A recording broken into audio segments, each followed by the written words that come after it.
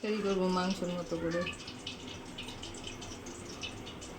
ধনে, জিরে, কাঁচা লঙ্কা, শুকনো লঙ্কা, আদা, রসুন এটা বেটে দেবো।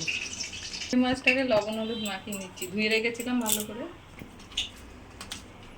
করতে হবে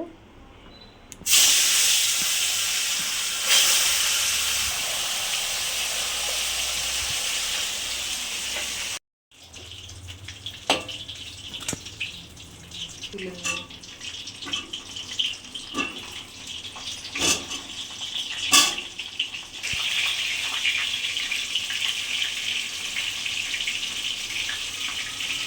লবণ দিয়ে আলুটা ভেজে নিচ্ছি।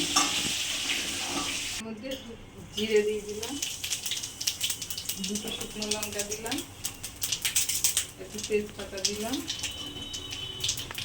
পেঁয়াজ দিলাম, কতগুলো কেটে রেখেছিলাম,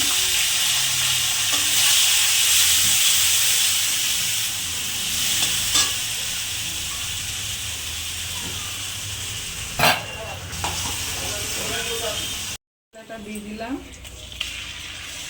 আদা, রসুন, লঙ্কা, ধনে, জিরে বাটা, টমেটোটা দিয়ে দিলাম,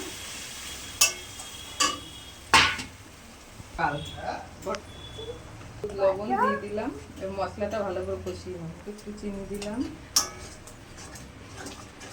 ভেজে রেখেছিলাম আলু,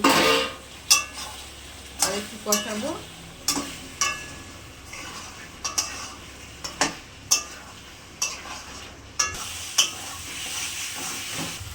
জল দিয়ে দিলাম, আলুগুলো সিদ্ধ হলে মাছটা দিয়ে দেবো। মাছগুলো দিয়ে দিলাম,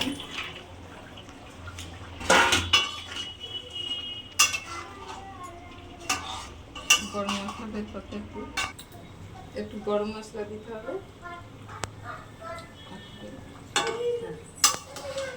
এবার একটু ফুটবে, তারপরে নামিয়ে দেবো।